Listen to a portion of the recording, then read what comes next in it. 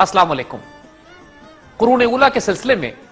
آج ہم مسلم contribution to medical science بات کریں گے، یعنی طب کے شعبے میں مسلمانوں نے جو کنٹریبیوشنز کی ہیں اس پر انشاءاللہ آج ایک طائرانہ نگاہ ڈالی جائے گی۔ مسلمانوں میں سب سے پہلے حکیم،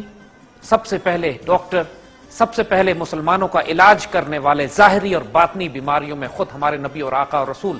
نبی کریم حضور صلی اللہ علیہ وآلہ وسلم۔ حضور صلی اللہ علیہ وآلہ وسلم نے جہاں باطنی بیماریوں کا علاج فرمایا، تزکیہ فرمایا، تربیت دی، ہدایت دی، الکتاب کی تعلیم دی، آیتیں تلاوت فرمائی، ساتھ ساتھ میرے آقا نبی کریم صلی اللہ علیہ وآلہ وسلم نے اپنی امت میں اس بات کو بھی رواج دیا کہ یہ جسم اور جان اللہ کی امانت ہے اور اس کی حفاظت کرنا بھی عبادت ہے۔ اس کی حفاظت کرنا اللہ کی امانتوں کی حفاظت کرنا ہے، اور ایک مسلمان کی صحت مضبوط ہونی چاہیے۔ قوی مومن کمزور مومن سے بہتر ہوتا ہے، اور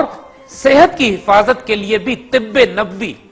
حضور صلی اللہ علیہ وآلہ وسلم نے خود اپنے دست مبارک سے عمل بھی کیا، صحابہ کو سکھایا بھی، اور آپ کی سیرت مبارکہ میں بھی شامل ہے۔ قدرتی طور پر مسلمانوں نے میڈیکل سائنسز حضور صلی اللہ علیہ وآلہ وسلم سے سیکھے۔ قرآن پاک میں اللہ تعالیٰ نے مختلف قسم کی چیزوں کا ذکر بھی کیا ہے کہ جن میں اللہ نے شفا رکھی ہے، شہد ہے، دودھ ہے، اور حضور صلی اللہ علیہ وآلہ وسلم نے خود اسی طرح، یعنی شہد کے حوالے سے آپ نے فرمایا، زیتون کے تیل کے بارے میں آپ نے فرمایا، مسواک استعمال کرنے کا آپ نے طریقہ بتایا، دودھ کا استعمال جس کی وجہ سے بہت سی بیماریوں کا علاج ہوتا ہے۔ آپ نے یہ حدیث مبارک حضور صلی اللہ علیہ وآلہ وسلم کی کہ جس کا مفہوم یہ ہے کہ اللہ تعالیٰ نے کوئی بیماری ایسی پیدا نہیں کی جس کا علاج بھی اللہ نے ساتھ نہ اتارا ہو سوائے بڑھاپے اور موت کے، اور اس کی وجہ سے مسلمانوں نے بنیادی طور پر ایک انٹرسٹ ڈیولپ ہو چکا تھا خود دور نبوی میں ہی کہ میڈیسنل سائنسز پر کام کریں، اور اس شعبے کو جس کو آج ہم ماڈرن میڈیسن کہتے ہیں، اس کو ڈیولپ کرنے کی بنیاد طب نبوی حضور صلی اللہ علیہ وآلہ وسلم کے اس دور اور صحابہ کرام ہی سے پڑ چکی تھی۔ ایک اور بات جو ہم کو غیر معمولی طور پر اس دور میں نظر آتی ہے کہ صرف ظاہری جڑی بوٹیوں اور اللہ تعالیٰ کی بنائی ہوئی اشیاء سے علاج ہی پہ منحصر نہیں تھی بات، لیکن یہ بھی ہمیں سکھایا گیا کہ علاج کرنے کے لیے روحانی طریقہ علاج بھی استعمال کیا جاتا ہے۔ سورہ فاتحہ کے ذریعے علاج، دعاؤں پڑھ کے علاج، اور دم کر کے علاج، یہ تمام معاملات بھی حضور صلی اللہ علیہ وآلہ وسلم نے اپنی سنت مبارکہ سے صحابہ کو بتائے۔ جو اورل ہائیجین کے طریقہ کار تھے، یعنی جب مسلمانوں کو یہ طریقہ بتایا گیا سنت نبوی میں کہ کھانے سے پہلے ہاتھ دھو لو، کھانے کے بعد ہاتھ دھو لو، اس کے بعد نماز سے پہلے مسواک کرو، اپنے دانتوں کو صاف رکھو، اور ایک ہیلدی لائف سٹائل، کھانا پیٹ بھر کے نہ کھاؤ، ایک مومن کے کھانے کا طریقہ کار، اس کی ڈائٹنگ ہیبٹ، فوڈ کنٹرول، جو کچھ اس کے بارے میں بتایا گیا کہ کس طریقے سے یہ مسلمان کھانا کھاتا ہے کہ ایک حصہ ہوا کے لیے، ایک حصہ پانی کے لیے، اور ایک حصہ خوراک کے لیے چھوڑتا ہے۔ ایک مرتبہ تاریخ میں واقعہ ملتا ہے کہ ایک حکیم آ کے مدینے میں، حبشہ کے بادشاہ نے ایک حکیم بھیجا اور مدینے میں آ کے اس نے قیام کیا، لیکن کوئی شخص ان کے پاس علاج کرانے کے لیے نہیں آیا۔ تو وہ حضور صلی اللہ علیہ وسلم کے پاس آیا اور پوچھا کہ لوگ مجھ پہ اعتبار نہیں کرتے کہ میرے پاس کوئی علاج کرانے نہیں آیا۔ فرمایا گیا جس کا مفہوم تھا کہ یہاں پر لوگ بیمار نہیں ہوتے۔ وہ حیران ہو کے پوچھا کہ لوگ کیا کرتے ہیں یہاں پر کہ بیمار نہیں ہوتے؟ فرمایا کہ لوگ پیٹ بھر کے کھانا نہیں کھاتے۔ حضرت علی رضی اللہ تعالیٰ عنہ نے ایک بڑی خوبصورت ایک اپنی روایت میں فرمایا ہے کہ اگر تم کھانا اس وقت کھاؤ جب تمہیں شدید بھوک لگے، اور اتنا کھاؤ کہ تھوڑی سی گنجائش رکھ لو اور پیٹ بھر کے نہ کھاؤ، تو میں تمہیں ضمانت دیتا ہوں کہ تم کبھی بیمار نہیں پڑو گے۔ اسی طرح حضور صلی اللہ علیہ وآلہ وسلم نے پھلوں کے حوالے سے، کھجور کے حوالے سے، جو لائف سٹائل تھا مسلمانوں کا وہ بذات خود اتنا ہیلدی ہوا کرتا تھا۔ صبح فجر کی نماز پر اٹھنا، اس کے بعد ایک باقاعدہ زندگی، ایک ڈسپلن لائف، اور پھر بذات خود اپنی زندگی کی حفاظت۔ اس وقت اورل ہائیجین کے وہ تصورات، اس وقت اپنے آپ کو صاف ستھرا رکھ کر بیماریوں سے بچنے کی وہ تمام باتیں جو لوگوں کی ذہنوں اور عقلوں میں نہ آئیں، لیکن صرف سیرت نبوی سے سیکھ کر مسلمانوں نے اتنا ہیلدی لائف سٹائل، اتنا شاندار معاشرہ ایجاد کر لیا تھا کہ جو آج بھی دنیا حیران ہوتی ہے کہ اتنا ہیلدی اوورآل ایسا معاشرہ کہ جہاں پہ بیماریاں اور ڈیزیزز نہیں تھی، انسانوں میں وہ تمام بیماریاں جو آج ہم دیکھتے ہیں پریکٹیکلی ایگزسٹ نہیں کرتی تھی، اور مسلمانوں کے لیے پہلی مشعل راہ قرآن اور سنت اور سیرت پاک، جہاں سے مسلمانوں نے بذات خود اللہ کے حکم سے، حضور کے حکم سے ان میڈیسنل سائنسز پر کام کرنا شروع کیا، اور اس کو عروج پر ایسی جگہ پہنچا دیا کہ آج کی پوری دنیا میں جو ماڈرن میڈیسن پھیلی ہوئی ہے، اس کی بنیاد قرون اولا کے مسلمانوں نے سنت نبوی سے سیکھ کر، انکریجمنٹ لے کے، حضور صلی اللہ علیہ وآلہ وسلم کی بتائی ہوئی احکامات، آپ کی ہدایات اور آپ کی سنت میں جو کچھ طریقہ علاج آپ نے بتائے ہیں، آج طب نبوی پہ پوری کتابیں اویلیبل ہیں. انسان جب ان کو دیکھتا ہے تو فیسنیٹ ہو جاتا ہے کہ کس طرح وہ باتیں جو آج کی ماڈرن سائنس اپنی لیبارٹریز میں ڈسکور کرتی ہے کہ کن جڑی بوٹیوں اور کن پودوں کی کیا خصوصیات ہیں، حضور صلی اللہ علیہ وسلم نے اپنی سنت مبارکہ میں بھی یہ صحابہ کو یہ باتیں سکھائی اور صحابہ اس پہ عمل بھی کرتے تھے.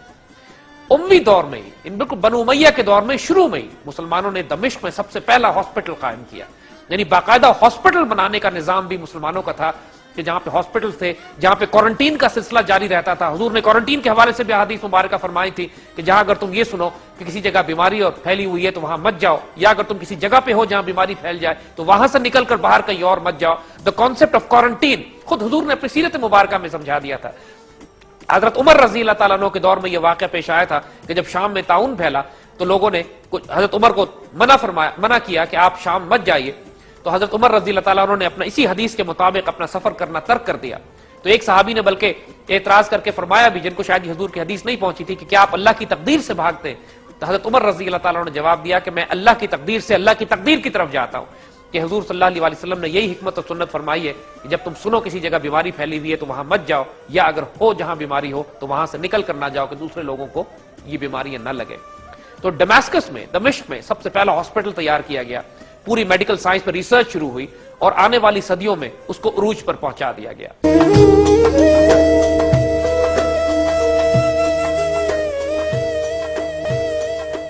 اسی طرح عباسی دور میں 865 عیسوی میں پیدا ہونے والے ابو بکر رازی سب سے پہلے سائنٹیفک میڈیکل پریکٹیشنر اور میڈیکل ایڈمنسٹریٹر تصور کیے جاتے ہیں. ابو بکر محمد ابن زکریا رازی عباسی دور کے، اور یہ پائنیئر تصور کیے جاتے ہیں نیورو سرجری اور آپتھمالوجی کے. یعنی باقاعدہ انہوں نے انسان کی نروس سسٹم کے اوپر کام کیا، اس کی سرجریز کی، آنکھوں کا علاج دریافت کیا، آنکھوں کا علاج کیا کرتے تھے. انہوں نے اسمال پاکس اور میزلز اس کے بارے میں فرق کیا، ان کا علاج ڈسکور کیا، اور ساتھ ساتھ الرجک ایستھما یعنی یہ دمے کی بیماری جو الرجی سے پیدا ہوتی ہے اس پر انہوں نے تفصیلی کام کیا. اس کے ساتھ ساتھ ان کی کنٹریبیوشنز اتنی حیرت انگیز ہیں کہ انہوں نے ایک سرجن کی حیثیت سے اینستھیزیا ایجاد کیا. یعنی وہ پہلے سرجن تھے کہ جنہوں نے اوپیم کا استعمال یعنی بھنگ کا استعمال کر کے اینستھیزیا کا سلسلہ شروع کیا، اور باقاعدہ ایک فوڈ مینجمنٹ کے ذریعے، جس کو آج کل ڈائٹیشین کہتے ہیں، وہ ایسا ڈائٹ جو کھانے کے ذریعے کھانے کو کنٹرول کر کے انسان کی صحت کا معاملہ درست کرتا ہے، وہ ایک پراپر پروفیشنل ڈائٹیشین کے طور پر انہوں نے کتابیں لکھی، لوگوں کو انکریج کیا، ریکمینڈ کیا، جس کی بنیاد طب نبوی پہ اوپر تھی. اور آپ اندازہ کیجئے کہ آج سے تقریباً 1200 سال پہلے، 1300 سال پہلے اگر ایک سرجن اینستھیزیا استعمال کر کے سرجریز کر رہے ہیں، نیورو سرجری کا علاج کر رہے ہیں، آپتھمالوجی پہ کام کر رہے ہیں، اسمال پاکس اور میزلز کا علاج کیا جا رہا ہے، الرجک ایستھما کا علاج کر رہے ہیں، یہ کتنی حیرت انگیز بات لگتی ہے آج کے تصور سے. رازی کو ہی ذمہ داری دی گئی عباسی دور میں کہ سب سے پہلا ہاسپٹل تیار کریں. انہوں نے باقاعدہ جگہ تلاش کر کے صحت افزا مقام تلاش کیے، وہاں پر ہاسپٹل تیار کیا، اور he was the state physician یعنی چیف فزیشین تھے اپنی ریاست کے، امت مسلمہ کے. اور ہسپتال کو بنانا، اس کی مینجمنٹ یعنی ہاسپٹل ایڈمنسٹریشن اور مینجمنٹ کا جو کانسیپٹ ہے، جو آج جدید دنیا میں بڑے بڑے پروفیشنل ایڈمنسٹریٹرز ہیں کہ جو ہاسپٹلز کی مینجمنٹ کرتے ہیں، وہ تمام سائنٹیفکلی ان تمام سیگمنٹس کو، مختلف بیماریوں کے مختلف قسم کے اسپیشلسٹ ڈاکٹرز، یہ سارا کام ایک پراپر پروفیشنل ہاسپٹل کے طور پر جو بلڈ کر کے ایک انسٹیٹیوشن اور ادارہ بنانا تھا، یہ رازی نے عباسی دور میں بغداد میں قائم کیا، اور اس کے بعد اس نظام کو پوری مسلم دنیا میں پھیلا دیا گیا. اور آج جدید دنیا ایگزیکٹلی اسی نظام کو فالو کر کے اپنی ہاسپٹل اور ایڈمنسٹریٹو مینجمنٹ کرتی ہے. رازی نے غیر معمولی کتابیں بھی لکھی. ان کی 2 مشہور کتابیں، ایک الحاوی کے نام سے مشہور ہے، جس میں انہوں نے میڈیکل سبجیکٹ پر اتنی تفصیل سے معاملات لکھے ہیں کہ آج بھی الحاوی کو پڑھیں تو انسان حیران ہو جاتا ہے. الحاوی فی الطب کے نام سے یہ کتاب، آج بھی اس کے مینuscripts اوریجنل اویلیبل ہیں اور مختلف لائبریریز میں اس کے نسخے موجود ہیں. رازی نے تقریباً 200 سے زائد کتابیں لکھی، جس میں ایک مشہور کتاب ان کی کتاب المنصوری ہے. یہ 10 والیوم پہ 10 جلدوں پر مبنی گریک میڈیسن پر کتاب ہے کہ جو طب یونانی جسے ہم کہتے ہیں، آج پوری دنیا میں جو طب یونانی پھیلی ہوئی ہے یا اس کو سنبھال کے رکھا گیا ہے، یا ہمارے تمام شہروں اور دیہاتوں میں حکیم پریکٹس کرتے ہیں، ان کو شکر گزار ہونا چاہیے رازی کا کہ یہ تمام علوم جو کہ مسلمانوں نے مصر کی فتح کے بعد اسکندریہ کی لائبریری سے حاصل کیے، اور اس کے بعد دمشق کی فتح کے بعد جو دمشق کی لائبریریوں سے مسلمانوں کو ملے، جو گریک اور لیٹن علوم، ان کو بلڈ کر کے پراپر پروفیشنل علوم کے طور پر پھیلا کے پوری دنیا میں تقسیم کرنا، حتیٰ کہ چین تک یہ علوم گئے جو بعد میں چائنیز میڈیسن بنی، وہ ایکچولی رازی کے یہ تمام کام تھے جنہوں نے ان کو آرگنائز کیا، कैटेगराइज किया, कैटलॉगिंग की, इनको मजीद दुनिया में फैला दिया। ये वो गैर मामूली एहसान है मुसलमान साइंसदानों के, खुसूसन राजी के, कि आज करोड़ों की तादाद में इंसानों को जो शिफा नसीब हो रही है उस ग्रीक मेडिसिन से, जिसको अरबों ने और तिब्बे नबी से जोड़ के, यानी जो क्लास थी, जो कमाल था, वो यही बात थी कि तिब्बे नबी को बुनियाद बनाकर ग्रीक मेडिसिन से जो अच्छी बातें थी उनको ली गई और फिर उसको आपस में एमलगमेट करके इन तमाम मेडिकल साइंसेस को पूरी दुनिया में फैलाया गया और मॉडर्न हॉस्पिटल सिस्टम्स कायम किए गए, मॉडर्न स्पेशलाइज सब्जेक्ट्स कायम किए गए, और जिसकी बुनियाद पर आइंदा आने वाली सदियों में मुसलमानों ने उस कुरूने उला में, उन मिडीवल एजेस में मेडिकल साइंस को उरूज पर पहुंचा दिया। 993 ईस्वी में अंदलुसिया में ज़हरावी पैदा होते हैं, दुनिया तिब और सर्जरी का एक हैरत अंगेज नाम। ज़हरावी ने सर्जरी को रेडिकलाइज करके रख दिया पूरी दुनिया में। उसके बाद सर्जरी एक नई शाख के तौर पर बिल्ड हुई और आज भी हॉस्पिटल में जो सर्जिकल इक्विपमेंट और इंस्ट्रूमेंट्स इस्तेमाल होते हैं उनमें बहुत से वो हैं कि जिनको ज़हरावी ने इजाद किया। ज़हरावी is called the father of modern surgery, he was a physician and a surgeon. उनके इतने हैरत अंगेज काम है और सबसे बढ़कर काम कि उन्होंने मेडिकल इंस्ट्रूमेंट्स को इजाद किया। यानी इससे पहले उस तरह के मेडिकल इंस्ट्रूमेंट्स वजूद नहीं रखते थे कि इंसान जिनको इस्तेमाल करके सर्जरी के मुख्तलिफ कॉम्प्लिकेटेड प्रोसीजर्स को कर सके। हत्ता के गायनेकोलॉजी और ऑब्स्टेट्रिशियंस में भी उन्होंने इक्विपमेंट इजाद किया कि जिससे एक बच्चे की पैदाइश में जो मुश्किलात होती थी उनको दूर करने में मदद हुई। उन्होंने डेंटल आर्चेस बनाए, दांतों के इलाज करने के लिए उन्होंने ऐसी फिलिंग्स और ऐसे इक्विपमेंट इजाद किया जो दांतों से कीड़ा निकालने में मदद करता था। उन्होंने मुख्तलिफ किस्म की हेरिडिटरी बीमारियां जो कि नस्ली मौरूसी बीमारियां हैं उनका इलाज किया, उनको डिस्कवर किया। साथ साथ जो सबसे हैरत अंगेज काम ज़हरावी का था वो डेंटिस्ट्री में था। यानी प्रैक्टिकली दुनिया में पहले डेंटिस्ट के तौर पर जिन्होंने ओरल सर्जरी और डेंटिस्ट्री में काम किया, उसके इंस्ट्रूमेंट्स इजाद किए, उसकी फिलिंग्स इजाद की, दांतों की भराई का काम शुरू किया और मुख्तलिफ किस्म की दांतों की बीमारियों पर इतनी तफसील से आपने लिखा है कि आज भी मॉडर्न डेंटिस्ट हैरान होते हैं कि यह सारी तफसील ज़हरावी को किसने सिखाई कि जो उससे पहले दुनिया में इसकी कोई मिसाल मौजूद नहीं थी। ज़हरावी की अगर आप किताबों को देखें तो तकरीबन 30 से जायद किताबें, यानी एक 30 वॉल्यूम का इंसाइक्लोपीडिया इन्होंने लिखा है मेडिकल प्रैक्टिसेस पे, जिसका नाम किताबुल तसरीफ है। यानी मेडिकल और सर्जरी की मैदान में this is considered as the greatest contribution. यानी अबू अली सीना की अल कानून फिल तिब से पहले ज़हरावी की यह किताब, और जिसने फाउंडेशन रखती, बुनियाद रखती दुनिया में मेडिकल साइंस की as a professional scientific branch of knowledge के, वो ये किताब किताबुल तसरीफ है, जिसके वॉल्यूम्स आज भी अवेलेबल हैं और इंसान हैरान होता है कि ये किताब ज़हरानी में कितनी तफसील के साथ, डिटेल्स के साथ और कितनी मेहनत से लिखी होगी। तकरीबन 30 जिल्दें, यानी आज इंसान अगर पढ़ने बैठे तो उसके लिए पढ़ना पॉसिबल नहीं है, लेकिन ज़हरावी इसको ना सिर्फ इस किताब को, इस सब्जेक्ट पे, बल्कि इसके अलावा ज़हरावी का जिक्र हम और दूसरी मेडिकल साइंसेस पे भी कर चुके हैं कि जहां जहां इन्होंने ग्रेट कंट्रीब्यूशंस की। ज़हरावी ने जो किताबें लिखी उसमें बहुत ज्यादा कंट्रीब्यूशन उनकी मटीरिया मेडिका पे भी है। यानी किस तरीके से दवाइयां बनती हैं, वो क्या क्या सब्सटेंस होते हैं, इनके आपस में वेट्स एंड मेजर्स कितने होने चाहिए, यानी पूरा एक फार्माकोलॉजी, फार्माकोपिया जिसको आज फार्मेसी कहते हैं, एक पूरी नॉलेज, पूरी साइंस फील्ड बिल्ड की ज़हरावी ने कि जिसमें इन्होंने मुख्तलिफ दवाइयों के हवाले से मटीरिया मेडिका तरतीब दिया।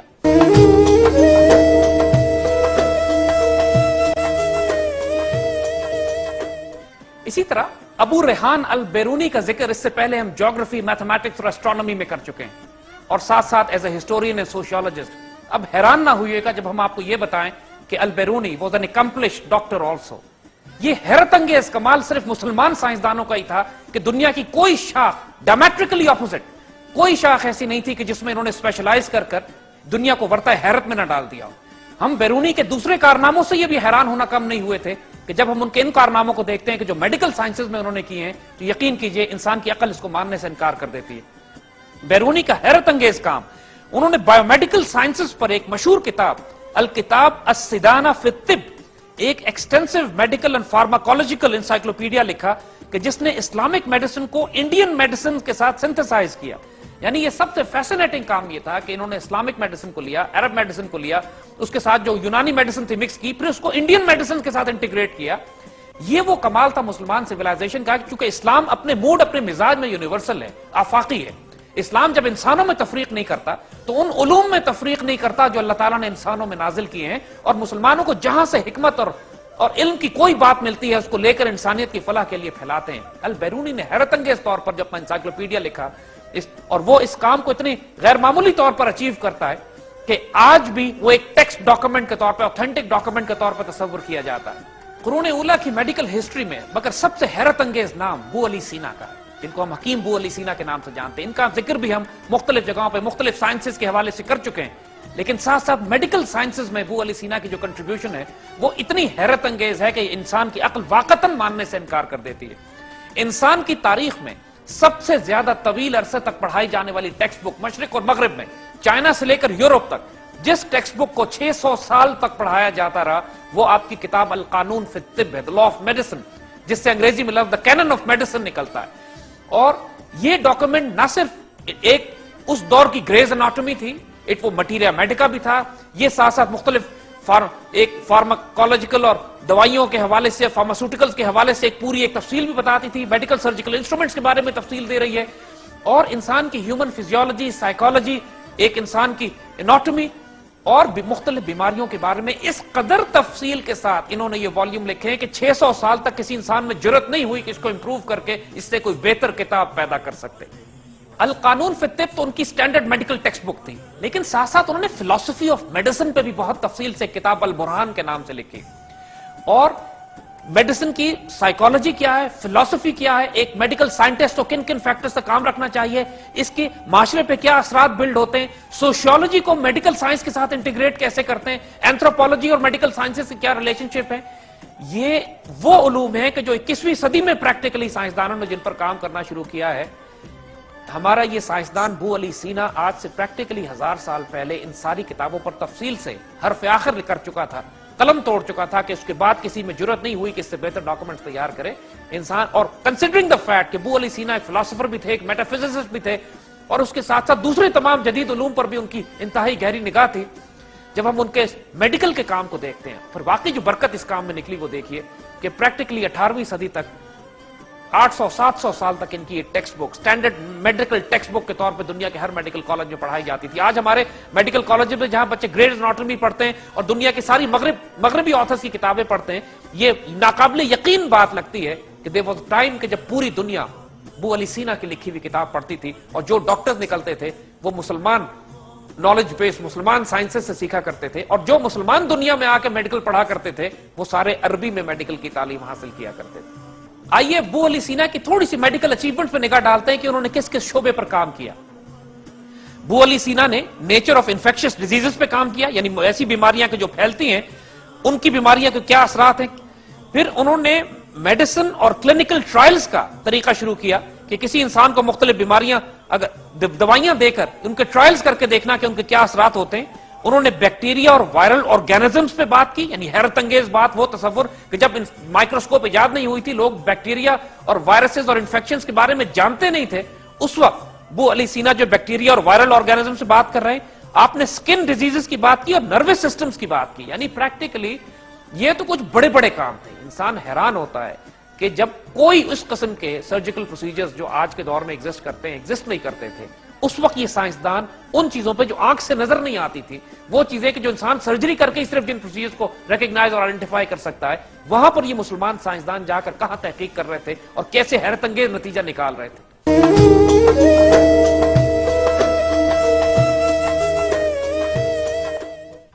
صرف انسانوں کے علاج کی بات نہیں ہے،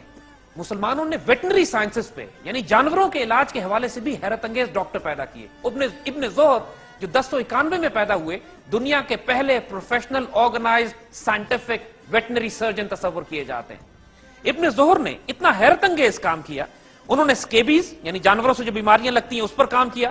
جانوروں کو direct feeding through the guilt یعنی ان کے پیٹ میں براہ راست خوراک پہنچانے کا نظام قائم کیا، اور انہوں نے سرجری کو، خاص طور پہ اینیمل سرجری کو اتنی زیادہ ترقی دی کہ اس ایک زمانے مسلمانوں کے ہاں یہ باقاعدہ سائنس کے طور پر ڈیولپ کی گئی۔ انہوں نے مختلف قسم کے ٹیومرز، انٹسٹائنل انفیکشنز،